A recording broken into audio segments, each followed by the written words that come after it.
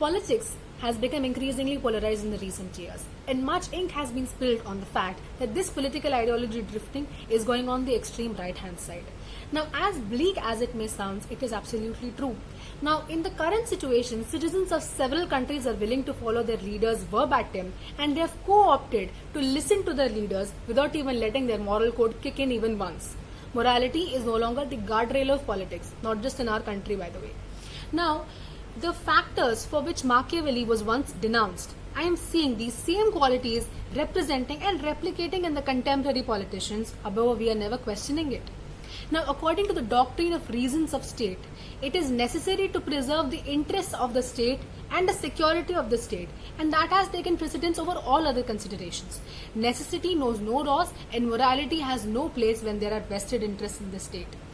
Now, politicians who keep their hands clean often engage in evil activities, status quo, just to have a tenure more and just to come back in the next elections. Suspending rights, using fraud and violence are rarely the best and the only alternatives in politics, even if national security is really at stake. The decline of political morality is the basic bug and the major disease in this dismantling of the political system. There is loss of ethical value because we are compromising ethics and morals in the name of political compulsions, lifting away of ordinances from tainted politicians because the politician is a renowned man or because the politician had certain political power. As voters, we choose to criticize the government and demand moral responsibility when we are short of the provision that were promised to us. But we choose not to question their moral legitimacy when they normalize violence against fellow citizens. If politicians do not resign over the killings of people, it is also because we as citizens never stood for it, as we stood against corruption, economy, privatization, globalization, unemployment or other factors. If we see it morally fit to let elect leaders of who have engaged in mass killings and they shrug off their responsibilities and they show selective violence against specific target groups as uncontrollable one-off episodes to continue participating in such process, and they again come back in this democratic election process and want to be elected against.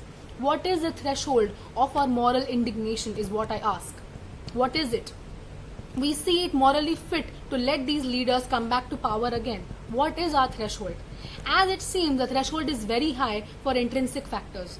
We are triggered when political leaders fake their education degrees. We are triggered when they display ignorance toward technological matters. But we condone when they utilize human life as an instrument to advance their political careers.